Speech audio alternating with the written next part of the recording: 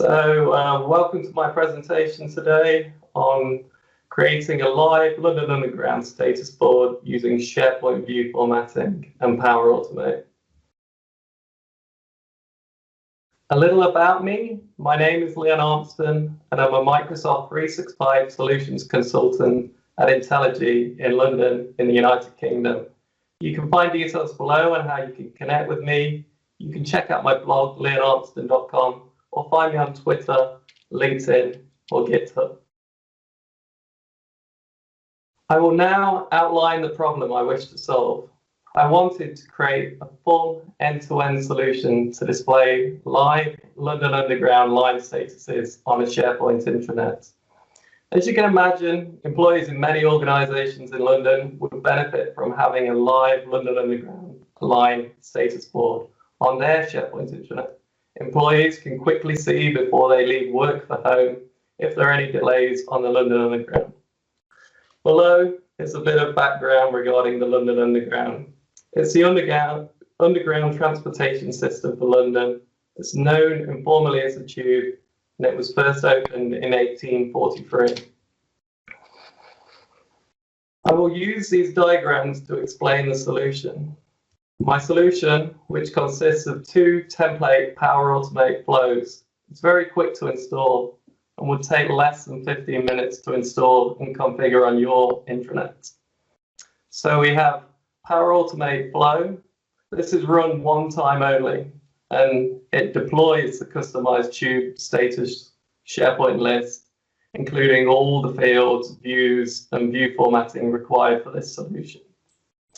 And then we have Power Automate Flow 2, which does the heavy lifting. It runs on a scheduled basis, currently every 15 minutes. And this connects to the London Underground line status API and then updates the Tube status list if there are any changes, i.e. delays on the line. SharePoint list view formatting is used to create an interactive live application using the out-of-the-box list web part style to look like a London Underground status board. You can see a little sneak preview of my view formatting for the line status board in SharePoint there.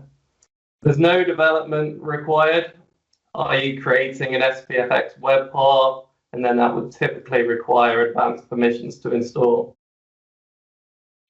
I will now demo my solution for you. So in front of me is the Transport for London Tube line status page. We can see the Tube status board here. We can see that each individual line has its own color. We can see the status, and we can see if there's a special status that it's interactive, that we can click on the status, see if there's any closures, see what the delay is. So I wanted to replicate that on people's intranet. So all of the information we've just seen is available via a web endpoint by the Transport for London organization. So it's published in JSON format, so we can see all of this JSON format is information about the lines. So if we just briefly go through this, we can see that the first line is the Bakerloo line. We can see it's a tube. And then we can also see that it's got good service at the moment. All of the other lines are listed within this JSON tag. So what I wanted to do was get this JSON text, sort it, and then put it into a SharePoint list. But first, I needed to deploy a SharePoint list, and I wanted to make this solution easy for people to install. So I created a Power Automate flow, or do you call it Power Automate flow, or just flow? Who knows? But anyway, this deploys the list to a site of your choice and then uses REST API to add the fields and views and apply the view formatting. So you can see that it's manually triggered. We changed this URL to be the URL that you wish to deploy the list onto.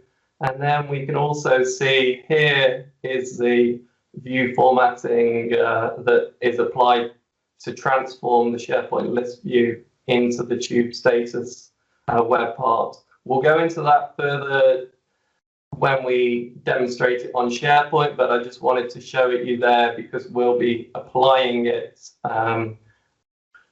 when we set the default view to the SharePoint list.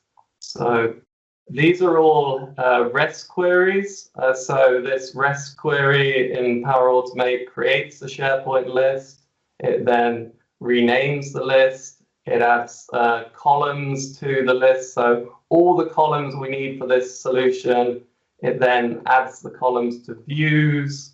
And then finally, yes, applies a view formatting and creates other views. So that, deploys your infrastructure.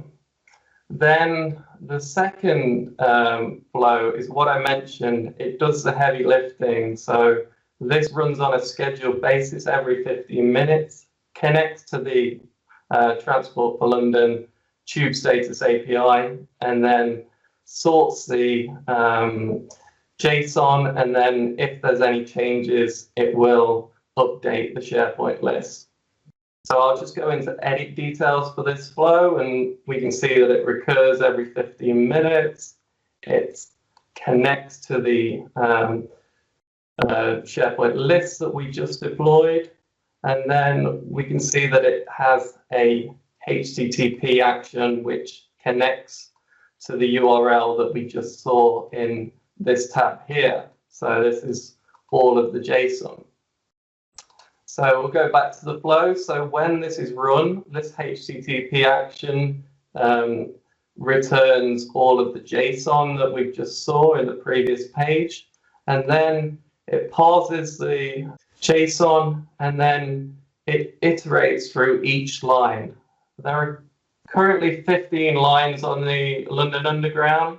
So here is a bit of string manipulation and combining all the line names, reasons, all for the text required. And then there is a check here. So if there's any changes, it updates the SharePoint list. If there's not any changes, then it won't update the SharePoint list. So this is now updated. So in summary, this connects to the API every 15 minutes, sorts the results, and updates the SharePoint list if there's any changes. So now we can see the SharePoint list with all of our data. It looks not very user intuitive, not very friendly, and it's not easy for employees to quickly identify their line and whether there's any delays. So I wanted to use view formatting to style this to make it look like a tube status board. So we'll now change the view to the view with view formatting. And ta-da, as if by magic, the SharePoint list is now styled to look like a tube status board. And we can see that it's interactive. We can click on all of the special statuses and see information about the delays. So now I'm going to go through how the view formatting JSON is put all together. So we'll go into and format the current view, and then we'll see the JSON. And then we can see that there's 133 lines of JSON that transforms the SharePoint list into the tube status list that is styled on the left-hand side. So I'm just going to go through this and show you how it's all put together. So the first element is a div. And this div is the master container. So this is on the left-hand side. This is where all of these colored cells and line names and statuses sit. They sit as children elements within the master div, the master container. So I'm just going to minimize all of the children elements, of which there are 4, and then we will go through each one individually to show how it's put together. So we can see it has 4 children elements. And then we can see that the first child element is a div. And this is the colorful background for each line and the line name. So it's all of these boxes on the left-hand side. So we can see the class has like an if statement, and yeah, depending on the line ID, it will set the color to be black or white, the font color. Then we can also see the background color. There's a big if statement, so each individual line can have its own color. So the Bakerloo line is a brown, the central line is a red color, and then we can also see this TXT. This displays the line name, so that displays Bakerloo Central District, for example. So I'll just minimize this and move on to the next element. So this again is a div, but what's special about this is in the style there is a display. So this has an if statement. So if the line status equals good service, then we display the div. If not, then it's hidden. So these are the white good service boxes here. So we can see the background color white, and we can also see the TXT content, so that displays the good service there. So now we'll move on to the third element. So the third element is again a div, and it's conditional on line status not equaling good service. So that's a special status. So that's these yellow boxes up here that say severe delays, pot closure, planned closure. So we can see that it has a background color of yellow, and then if we scroll down, we can see that it also has the attributes icon name. So that's this plus symbol here. So that uses the Fluent UI library. So we just put in the name of the Fluent UI icon that we want to add. In my case, it was a plus symbol, so that was called add. So finally, moving on to the last child element, it is again a div, but this is what's special about my solution is to make it interactive, it has hover cards. So this has a display. So this div is only displayed if it's a special status, so not equaling good service. And then it uses this custom card props for the hover card. So we can see the hover card there. It has a open on event click. So it opens when we click on the div. And then it has a directional hint of bottom center. So we can see that the pop-out is on the bottom. And then there is some text transformation. So it adds spaces if there's multiple reasons. And yeah, that's all the view formatting. So as we can see, view formatting is very powerful. We can change back to the view and see it as boring, go back and see it as exciting. And you could slot this onto your intranet on the right-hand side, and users could see the line status. You may not be based in London, but I'm sure there's lots of other freely available APIs you could use for transport. So I'll now return back to my presentation. So to recap, this solution uses Power Automate for the quick deployment of the SharePoint list, for the retrieval and processing of the latest line statuses using the freely available Transport for London line status API. Then SharePoint list view formatting is used for the UI to make an interactive live application using the out-of-the-box list web part in modern SharePoint. I found this a great gateway project to learn in more detail SharePoint view formatting, and it opened my eyes into what is possible with SharePoint view formatting. It also gave me ideas for solving many other problems by creating interactive live applications like this. Thank you for your time today and for watching my presentation. Below are some related links, my blog, leonarmston.com, and a direct link to the blog post for this solution with further details and detailed installation instructions, my GitHub repo, where you can download the template Power Automate files, and view the JSON formatting.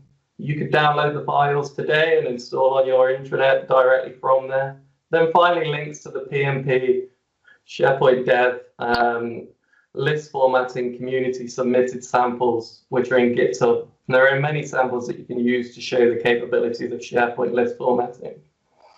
I use these to learn about many of the advanced list formatting functionality in my solution. Please let me know if you have any comments or questions regarding the solution. That's all from me. Thank you. Thanks, Leon. Thanks, Leon. I will ask, don't stop sharing yet. Just a 1 minute quick discussion. There was a really good set of questions from Louis Fries related on the solution. And the question, and I'm sorry for putting you on the spot, but now, what about using Azure Logic App? So what made you the decision? What was the decision-making, let's say, aspect for choosing to use Power Automate rather than Azure Logic App? No, I have started to do it in Azure Logic Apps. So I've nearly finished the solution.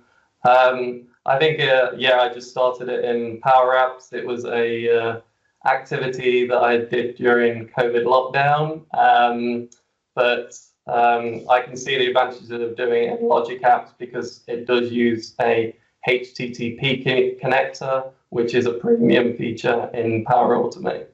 Yeah, that's obviously the licensing impact is one. And then if you have an access on Azure subscription, then you can easily do this. But if you don't, then it's not that simple. And again, obviously, everything depends, and that's why there's so many consultants in the world, because everything depends from the customer cases. Does the customer allow their end users to have an Azure subscription or access there?